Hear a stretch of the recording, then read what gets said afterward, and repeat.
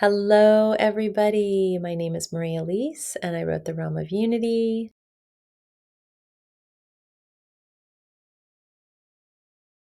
And um, so how would I describe the world of the realm compared to our current world? Completely different. It's a world that is based on love and it is not driven by fear.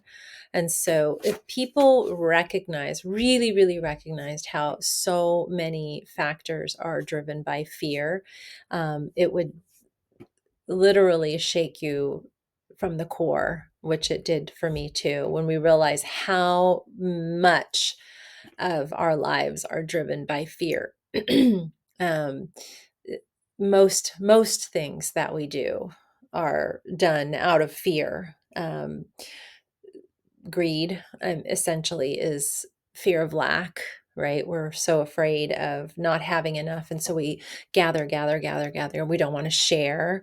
Locking your doors at night, and I'm not saying don't lock your doors at night. I'm just saying we're afraid of everybody and everything, and the COVID pandemic was really kind of showed this in bright, vivid color, just how fearful we were. I mean, people were like terrified of other people's breath. And I remember reading something on Facebook that said, don't go to the store because just all the people have just been breathing all over all the groceries. Like, oh my God, people are breathing on groceries. And it was that moment when I thought, this is insane. This is absolutely insane. People are scared of breath.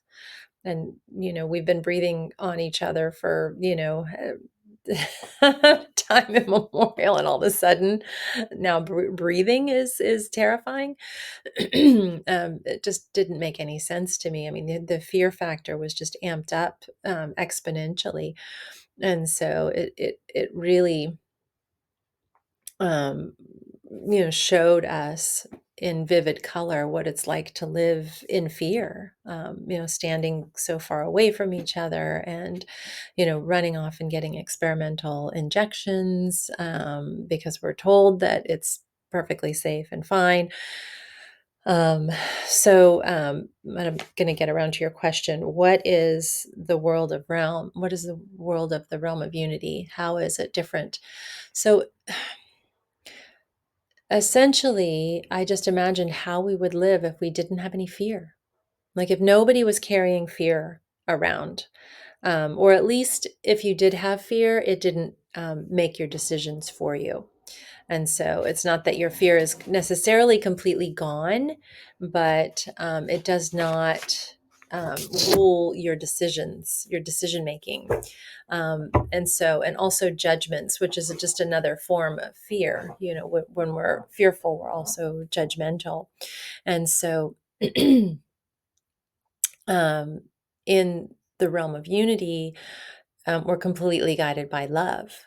And so everything that happens is full of love. And what happens is when you're full of love, then your actions and other people's actions actually they create synchronicities. So when you want something, somebody else who wants to give something automatically show up at the same place. Maybe you've had that experience in your life where you uh, you think like about somebody, or you're wanting something, and then suddenly somebody shows up with that very thing that you need, or the very answer that you need. And it's not actually that uncommon that when we're in a place of expansiveness and love, that can happen. So it's a world of synchronicity. So everything that you need kind of comes to you when you need it. So there's no sense of lack or waiting, or hoping or wanting. There's a sense of trust that all your needs are met. And as you relax your nervous system, and this is really key in the realm of unity, as you move into the realm of unity, as you release your fear and your judgments, you have to relax your nervous system. And you can have um, an opening that happens. And a lot of people fear that that if we went to this utopia, nobody would want to do anything because we'd be, we'd just be like lazy little lumps. We'd just sit around all day and eat, bonbons or whatever. And but that's not actually true. Each and every one of us have a deep, deep need to give something back to the world.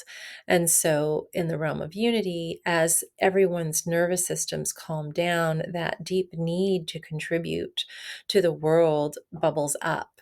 And there's a difference between unity and old earth because old earth is people are kind of trudging to work, and a lot of people don't like their job, but they go to their job, or they kind of just tolerate it, or people say, I'm only doing this for the money. And so that sense of joy and contribution is lost. We spend so much time just trying to scrape by and survive, and that joy of giving is often lost. And so, in the realm of unity, everybody is living their soul purpose, and or at least in the process of finding their soul purpose, and aware that that's an important piece. And so when somebody comes up to you with a plate of food, they're just so excited for you to try it because they were just so inspired to make that food, and they can't wait to give it to you and share it with you. And so the food just kind of shows up because there's people who just absolutely love to make food. Or, when you need a house, there's people who love to build, and they're so excited about the design that you came up with. And so they come running to help because they just are so excited to produce something. And there's lots of grand celebrations. Everything's a celebration, and people love to kind of celebrate everything, celebrate a new birth, or a new person showing up in the village, or celebrating a new house being built. So there's a lot of time for celebration and dance and play and exploration. And one of the most exciting things that happens in Unity is that as people relax and people are sharing their gifts with the world, they start to develop the possibility of opening up their psychic gifts. So telepathy is kind of the first one that actually many people already here on old Earth are already developing. They develop this ability to telepathically connect with other people, and they that is something that is um, just across the board pretty much in unity, is pretty much everybody's telepathic to some degree or another. And those skills grow as you practice them. And so people still speak, but you can't actually lie because other people would know it immediately because they can feel your intention. And so I already do this a lot with my husband. Often he'll say, he said to me one day, you always say things right before I'm about to say them. And it's like, I know you know what I'm thinking because, suddenly I'll just say something because I was just thinking about that. So it's like I can pick up on his thoughts. I can pick up on when there's some incongruence, like something doesn't feel right. If somebody's speaking something and it's not actually in alignment with what they're thinking inside, I can feel it. And so in unity, you can't lie, which for many people that would sound very uncomfortable because a lot of people rely on lying to get through life. But in unity, it's just not necessary. You don't need to worry about like political correctness. You don't need to worry about, other people judging you for your thoughts because we all have crazy thoughts. Um, but the more honest people are, the more their words align with what's true for them, the less there is a need for secrets because we're just aware that we're all humans moving along this pathway. And so it's just a much easier and more functional society. And we could go on, but you can get the gist of a little bit of what happens in unity. So telepathy is just one of the skills that people will acquire. And then it gets really exciting because you can start to play around with, changing your body with your mind. I mean, we can already do this to some degree or another. I have healed my body just with my thoughts. And Joe Dispenza is teaching a lot of people how to do this and changing their body with their thoughts. And so we actually have tremendous amount of power and the ability to change our body. And in the book, it goes even further, and people can actually morph and change their hair, change their skin color, and change, how their body is bigger or smaller, or younger or older, or whatever. And so, like, all those are actually possible. Um, and as soon as one person is capable of doing something, then it becomes possible for everybody else. And so we start exploring these other dimensions, things like telekinesis, moving things with our mind, or even teleporting, much, much more difficult, or flying, even.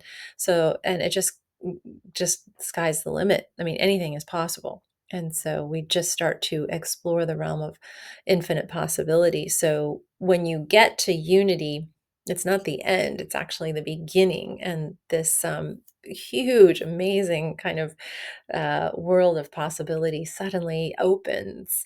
And this is not pie in the sky. This is truly who we are as infinite beings.